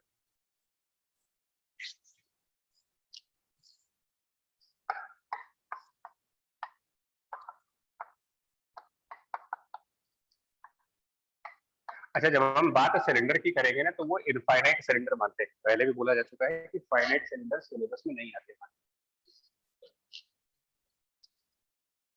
तो हमारे पास कोई एक सिलेंड्रिकल ऑब्जेक्ट है, सिलेंड्रिकल मेटल, लेंथ L और रेडियस R है, और इनफाइनाइट कहने का मतलब ये होता है कि जो लेंथ है वो बहुत बड़ी, मच मच लार्जर, इसी को इनफाइनाइट सिलेंडर बोलते हैं। चार्ज मान लेते हैं कैपिटल Q। बट एक और बात, मेटालिक है, मेटालिक, ये ध्यान देना है बार बार आपको, मेटल होना चाहिए। एनीवे, चार्ज कहाँ पर दिखाएं इसका, चार्ज कहाँ दिखा, सर सरफेसेस सरफेस कितनी, सिलेंडर में 3 सरफेस है, सर तीनों 1, सरफेस 2 और ये 3 सरफेस हैं इसमें। Radius is negligible, radius is negligible, मतलब कि ये जो एरिया है ऊपर वाला पाई आर स्क्वायर और ये जो एरिया है नीचे वाला पाई आर स्क्वायर, ये नेग्लिजिबल एरिया। आप इसको मान सकते हो कि जो हम स्ट्रॉ यूज करते हैं, कोल्ड ड्रिंक वाले स्ट्रॉ जो आप पाइप यूज करते हो, वो 1 किलोमीटर की पाइप हो, सोचो कोल्ड ड्रिंक वाले स्ट्रॉ की जो पाइप है वो 1 किलोमीटर लंबी हो, लेकिन रेडियस तो नहीं। यस समझ पा रहे हैं कि नहीं? यस सर यस सर इतना बड़ा बट पतला सा, बहुत पतला सा सिलेंडर है ये, रेडियस उसका ना के बराबर है। तो इसमें जो मेजर सरफेस, कंसिडरेबल सरफेस हुआ, वो कौन सा हुआ फिर? अगर रेडियस ना के बराबर है तो considerable surface curved surface third वाला थर्ड वाला। और सिलेंडर भी राउंडेड होता है ना, एक सिलेंडर है अगर ये, तो इसको आप किसी भी साइड से देख लो, सिलेंडर को आप किसी भी साइड से नजर डालो, क्या कोई डिफरेंस फील होता है इसमें कि इधर कुछ है, नो इधर कुछ सर, अलग है? यूनिफॉर्म। इसका मतलब ये सिमेट्रिक सरफेस हुआ, ऐसे में जो चार्ज है वो यूनिफॉर्मली डिस्ट्रीब्यूट होगा।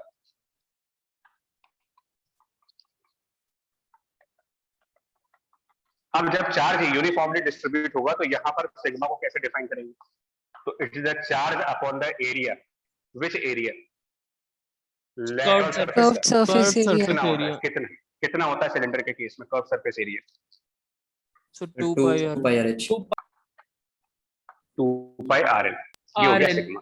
ठीक, यही 3-4 क्वेश्चंस आते हैं सिग्मा निकालने को, सिग्मा आ गया। अब उसके बाद क्या पूछते हैं कि जो सिलेंडर की एक्सिस होगी, इस सिलेंडर की एक्सिस, इससे कुछ डिस्टेंस पर, स्मॉल आर डिस्टेंस पर, मतलब वर्ड्स में लिखो, at small r distance from axis, जिसमें first case small r less than capital r, second case small r equals to capital r, third case small r more than capital r. Electric field क्या क्या होगा? पहला वाला case, सो पहले में 0, क्या reason है? So inside Inside field the inside conductor is property number 1, देखिए कुछ, हाँ, property number 1, electric field small r equals to capital r, मतलब कहां पर सिग्मा इलेक्ट्रिक फील्ड अपॉन निकाल, एप्सिलॉन नॉट कहां निकाल रहे हैं electric field? Surface surface surface पे। Fourth property, sigma upon epsilon naught sigma by epsilon, sigma ये है। आउटसाइड, इसके लिए कोई प्रॉपर्टी नहीं होती, इनसाइड की प्रॉपर्टी है, सरफेस की प्रॉपर्टी है, आउटसाइड की प्रॉपर्टी नहीं है। तो आउटसाइड में गॉस लॉ लगाना पड़ेगा, एक और क्वेश्चन सरफेस बना के गॉस लॉ। हाँ, तो वो हम डायग्राम पे दिखाएंगे, थोड़ा सा मेंटली इमेजिन करें कि अगर हम इस सिलेंडर के बाहर एक और सिलेंड्रिकल सरफेस बना लें जो गॉसियन सरफेस, तो electric field into 2 pi R L, electric field into area of Gaussian surface, flux बन जाएगा, फ्लक्स, yes sir यस और बराबर बराबर इसके अंदर का चार्ज। तो अगर आप इस सिलेंडर से बड़ा गॉसियन सरफेस बनाओगे, Gaussian surface bigger than this cylinder, तो क्या इस सिलेंडर का सारा चार्ज गॉसियन सरफेस में नहीं चला जाएगा? yes sir यस सर तो इधर capital Q divided by epsilon not. तो इलेक्ट्रिक फील्ड क्या बन गया इसके हिसाब से? Capital Q divided by 2 pi epsilon L small r। ये आउटसाइड द सिलेंडर है, आउटसाइड द सिलेंडर। देखो तुम्हें किसी भी क्वेश्चन में इनसाइड और सरफेस के लिए अलग डेरिवेशन नहीं चाहिए, तो वो 4 पॉइंट सफिशिएंट है। डेरिवेशन करनी पड़ेगी तो सिर्फ आउटसाइड की करनी होती है, और वो भी बड़ा आसान सा डेरिवेशन है, सिंपल गॉस लॉ का यूज कर रहे हैं।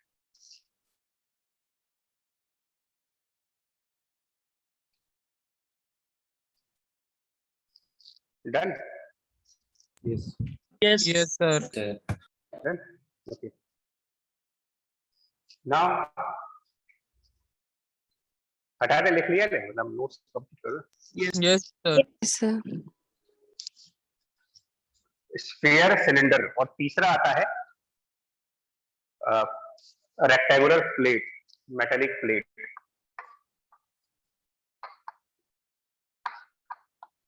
और ये भी जो प्लेट भी होती है बहुत लार्ज, मतलब इनफाइनाइट साइज की प्लेट।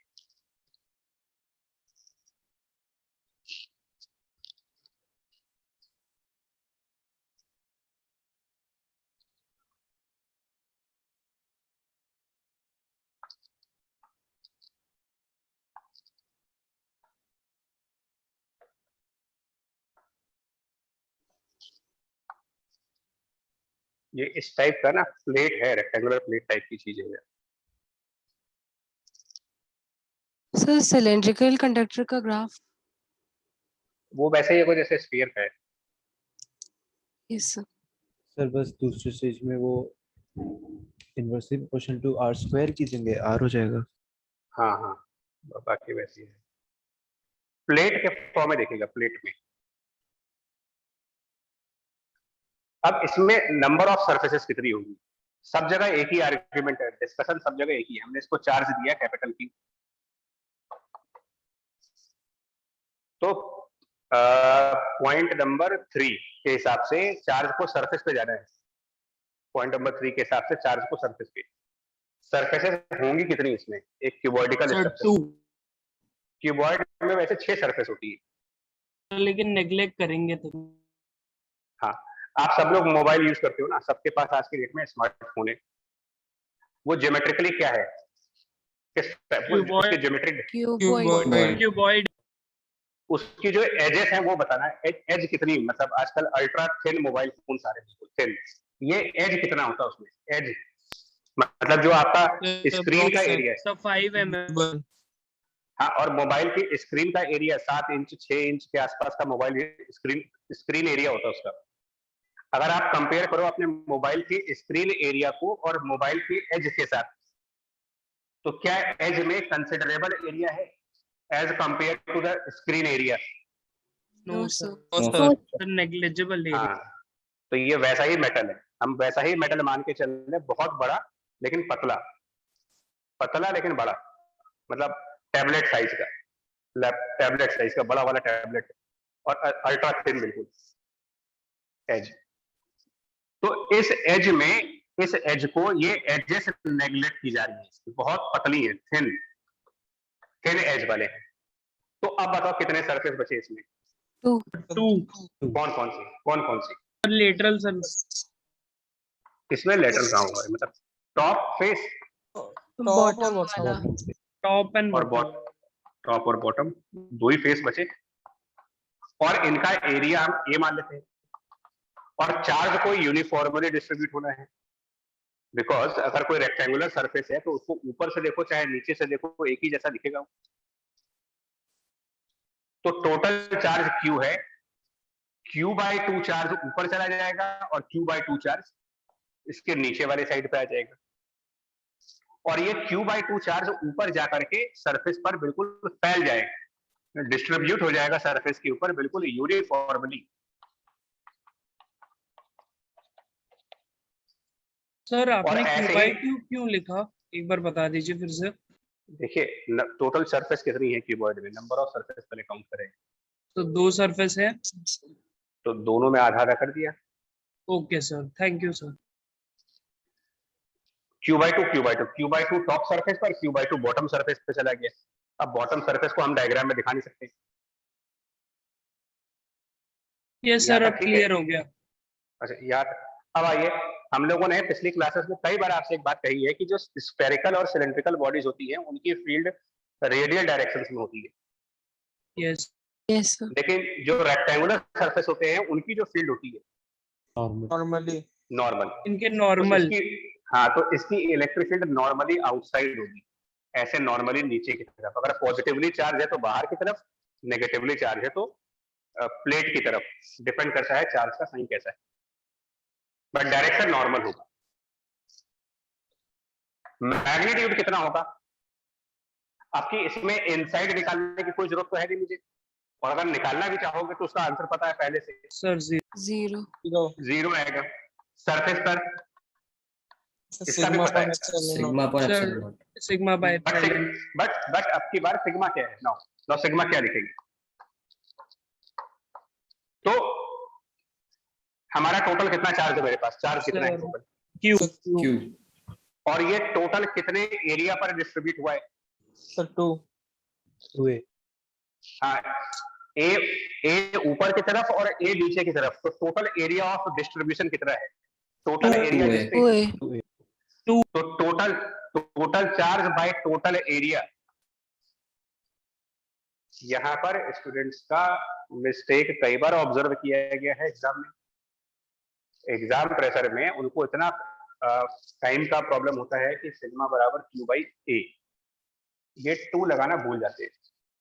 मतलब उनके दिमाग से ये चीज निकल जाती है कि किसी भी रेक्टेंगल के 2 साइड होंगी। आप अपने मोबाइल को हमेशा ध्यान रखिएगा, मोबाइल में 2 सरफेस है, एक बैक सरफेस जहां पर आप मोबाइल का कवर यूज करते हो, बैक कैमरा, और एक उसका फ्रंट सरफेस जहां पर फ्रंट कैमरा है। 2 सरफेसेस इसमें, फ्रंट एंड रियर। इसी वजह से यह 2 लिखा जा रहा है।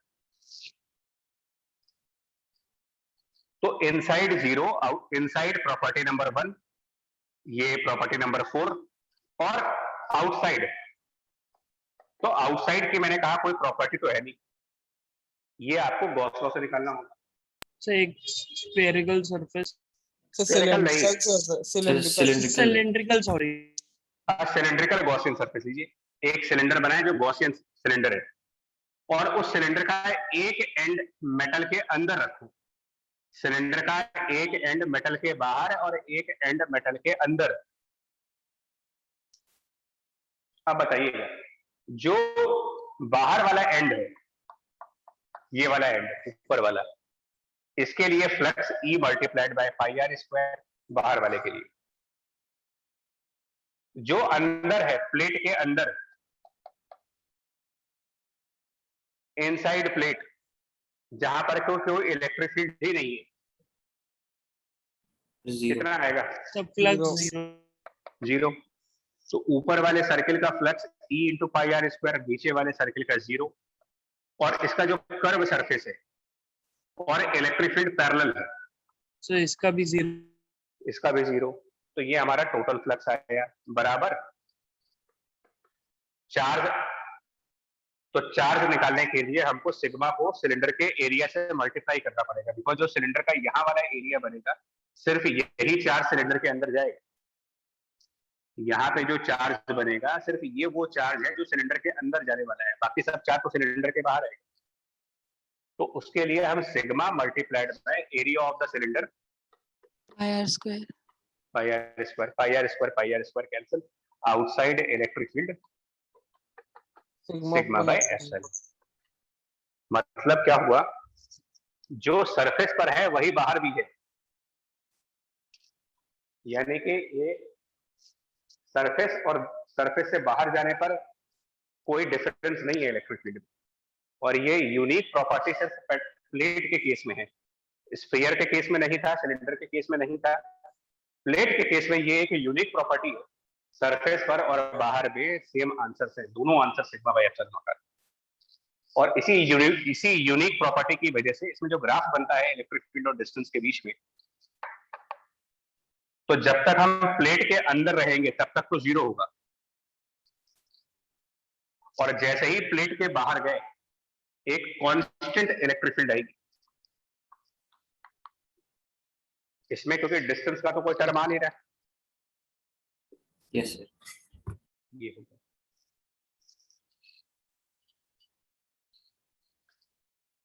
तो ये तीन टाइप के मेटल्स की इलेक्ट्रिक फील्ड और सिग्मा और बाकी सब ग्राफ जो है डिस्कस हुआ है, एक स्फेरिकल, एक सिलिंड्रिकल और एक रेक्टेंगुलर प्लेट। स्फेरिकल, सिलिंड्रिकल और रेक्टेंगुलर, तीनों प्लेट्स का।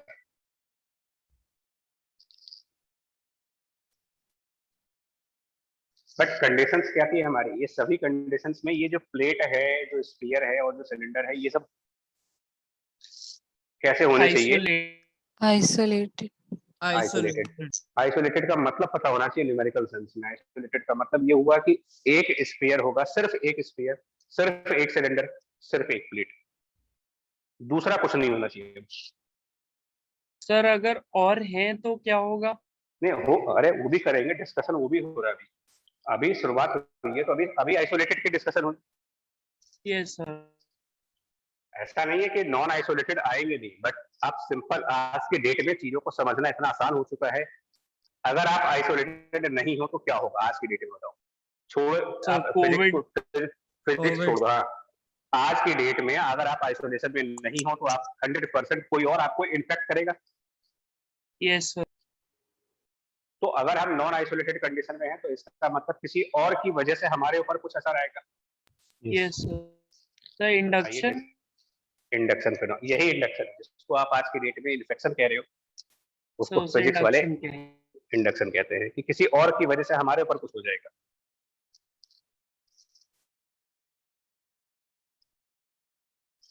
और देखिए, a metal in external electric field, ये अगला टॉपिक हुआ। छोटा है, बहुत छोटा टॉपिक।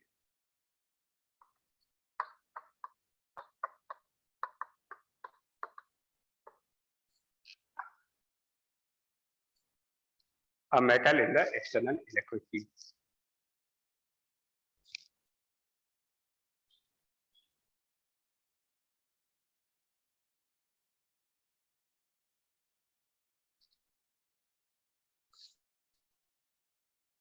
तो देखिए हमारे पास कंडीशंस क्या हैं, हो सकता है सिलेंड्रिकल हो सकता है और रेक्टेंगुलर, ये तीन हो सकते हैं।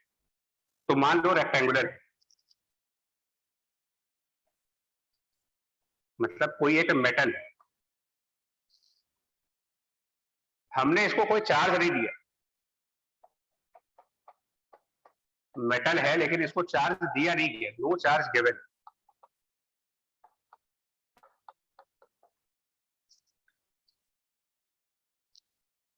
ऐसे में इसको बोलते हैं कि ये न्यूट्रल है, हमने तो कोई चार्ज दिया नहीं इसको।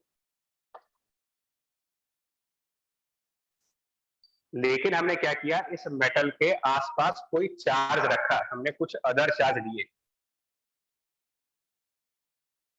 इसके आसपास हमने कोई सम अदर चार्जेस हैं। अब कौन से चार्जेस हैं मुझे नहीं पता, थोड़ी देर के लिए फिजिक्स से बाहर निकलते हैं। ये आप हो या ये मैं हूं या कोई और है, जो न्यूट्रल, कोई बीमारी नहीं है उसको, परफेक्टली बॉडी बिल्कुल ओके, परफेक्टली, उसके आसपास कोई आया जिसमें कोई डिसीज है आज की डेट में,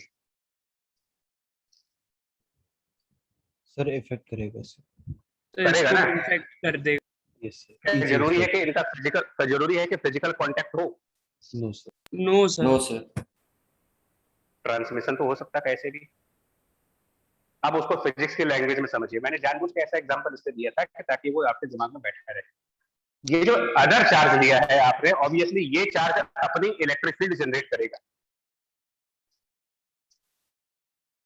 मान लेते हैं कि इस अदर चार्ज की वजह से इलेक्ट्रिक फील्ड ये है, इसको हम कह रहे हैं इलेक्ट्रिक फील्ड एक्सटर्नल, मतलब कि जो बाहर चार्ज था उसने ये इलेक्ट्रिक फील्ड जनरेट की। अब इसकी वजह से मेटल के अंदर क्या होने जा रहा है, इलेक्ट्रिक फील्ड इस मेटल के जितने भी फ्री इलेक्ट्रॉन्स हैं, जितने भी फ्री इलेक्ट्रॉन्स होंगे, उन सबको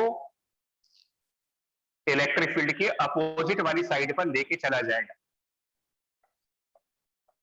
क्यों? फोर्स बराबर Q इंटू इलेक्ट्रिक फील्ड,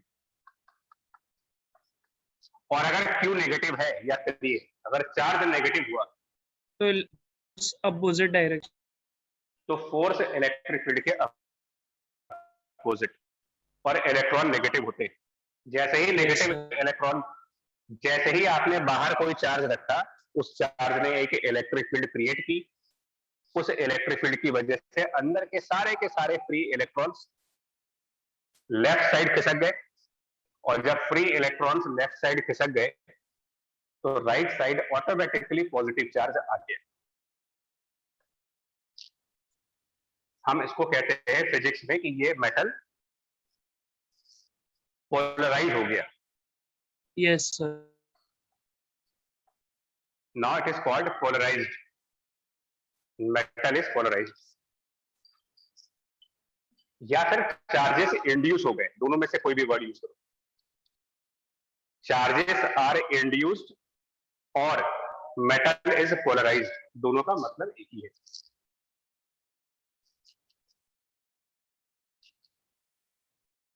इस पोलराइजेशन की वजह से, मेटल के पोलराइज होने की वजह से क्या होगा कि मेटल के अंदर इस प्लस से माइनस की तरफ, मेटल के अंदर एक इलेक्ट्रिक फील्ड क्रिएट होगी। एक इलेक्ट्रिक फील्ड मेटल के अंदर इस पॉजिटिव चार्ज से नेगेटिव चार्ज की तरफ जाएगी, जो इन पोलराइज चार्जेस की वजह से आएगा।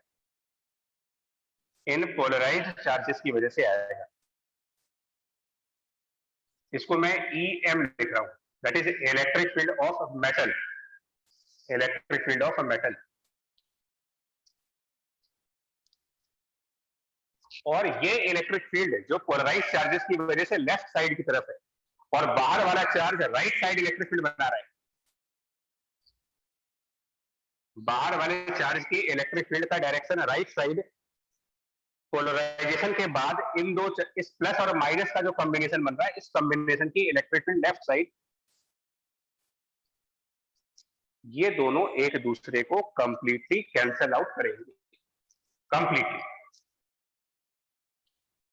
और उसकी वजह से नेट इलेक्ट्रिक फील्ड अगेन 0 हो जाएगी, जो कि हमारा पॉइंट नंबर 1 था। किसी भी हालात में, किसी भी कंडीशन में मेटल के अंदर इलेक्ट्रिक फील्ड नहीं रह सकती। कोई भी कंडीशन आ जाए, मेटल के अंदर इलेक्ट्रिक फील्ड को नहीं होना है। तो अगर बाहर वाला चार्ज कोई इलेक्ट्रिक फील्ड प्रोड्यूस कर रहा है, तो पोलराइज होने के बाद पोलराइज चार्जेस खुद की एक ऐसी इलेक्ट्रिक फील्ड क्रिएट करेंगे जो बाहर वाले चार्ज के इलेक्ट्रिक फील्ड को 100% कैंसिल आउट कर दे। और जब ये दोनों इलेक्ट्रिक फील्ड एक दूसरे को कैंसिल आउट कर देंगे, तो मेटल के अंदर कोई भी इलेक्ट्रिक फील्ड बचेगी ही नहीं, यानी कि net electric field inside the metal will become 0, और हमारा पॉइंट नंबर 1 सेटिस्फाई हो गया। यस, क्योंकि वो 4 प्रॉपर्टीज हमको सेटिस्फाई करनी है। वो चारों प्रॉपर्टीज यूनिवर्सल प्रॉपर्टीज हैं, वो कभी फेल नहीं होनी चाहिए, कभी गलत नहीं होने चाहिए।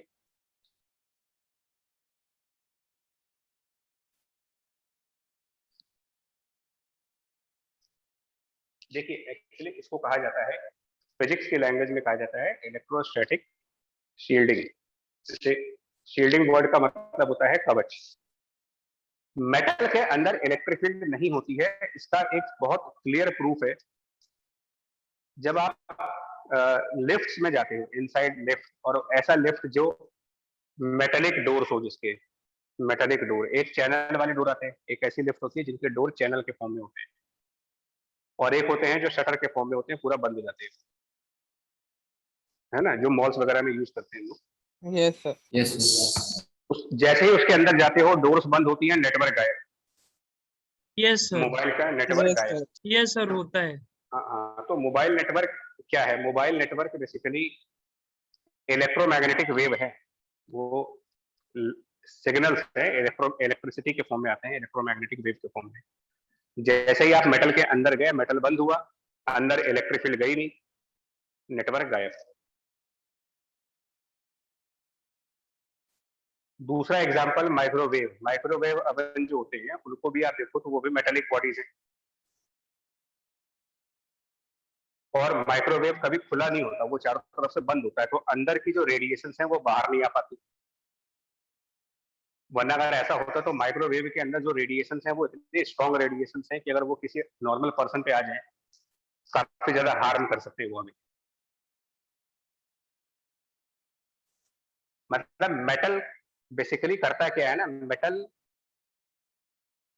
के अंदर इलेक्ट्रिक फील्ड को एग्जिस्ट नहीं होना है, ये ध्यान रखना आपको, कोई भी कंडीशन हो। और ये होता कैसे है, बाहर के इलेक्ट्रिक फील्ड को मेटल के इंड्यूस चार्जेस की इलेक्ट्रिक फील्ड कैंसिल कर देते हैं।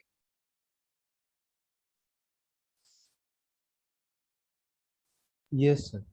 यस समझ आया? सर, मतलब एक तरीके Yes, से sir.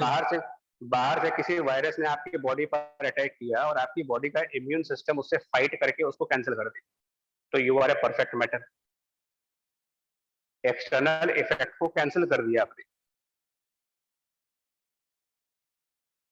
यस सर, और अगर हम कैंसिल ना कर पाए, इसका मतलब हम मेटल नहीं है, इन्फेक्टेड हो गए। और वो मेटल नहीं है तो उसको हम लोग दूसरा नाम देते हैं, वो आगे पढ़ेंगे, they are called dielectrics. Yes sir, insulate. Insulator, ये वो एक अलग प्रॉपर्टी है, वो अलग मटेरियल्स है। बट ये स्ट्रॉन्ग प्रॉपर्टी मेटल की अपने दिमाग में रखिएगा, बाहर के इलेक्ट्रिक फील्ड को मेटल के इंड्यूस चार्जेस की इलेक्ट्रिक फील्ड कैंसिल आउट करेगी ही करेगी और नेट इलेक्ट्रिक फील्ड बन जाएगा 0। और इस पे क्वेश्चंस ऐसे आते हैं, प्रॉब्लम इसकी कुछ ऐसे होती है, आपसे कहा जाए कि हमारे पास एक मेटल क्यूब है, मेटल क्यूब, और इसके बाहर में एक पॉइंट चार्ज है जो इसके सेंटर से मान लो कुछ r डिस्टेंस पे है। तो सेंटर पर क्यूब की इलेक्ट्रिक फील्ड कितनी होगी, ये क्वेश्चन है। What is the electric field at centre by cube, जबकि इस मेटल में कोई चार्ज नहीं है।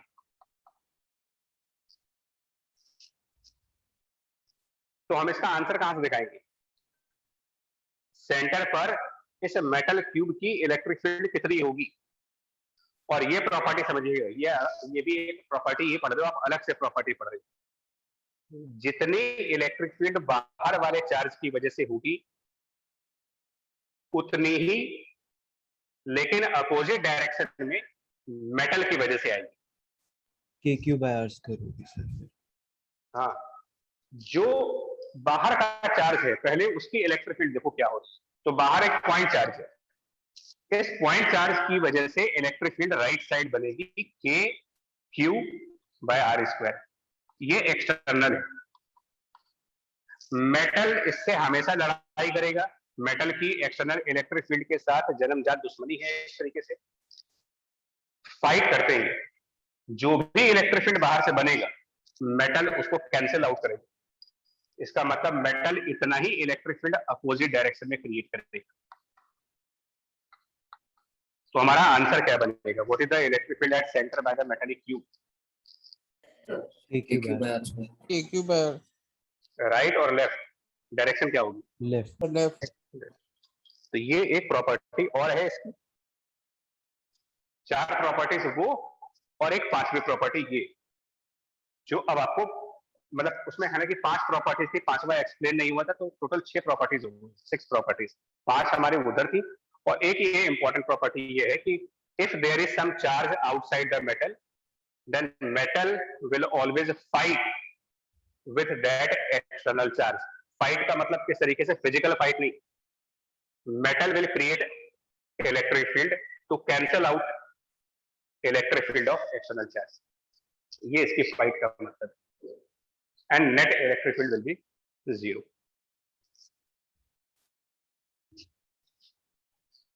क्लियर यहां तक? Yes. Yes yes sir, sir. ठीक है, तो अब यहाँ तक पूरा रिवाइज करो, है ना, कंप्लीटली रिवाइज करें, और अगली क्लास इसके आगे से ही कंटिन्यू होगी। प्लस जो आपको सॉल्यूशन हिंट एंड सॉल्यूशन भेजे हैं उसको जरूर फॉलो करें, क्योंकि Yes. उसमें मैं आपको उसमें एक सेकंड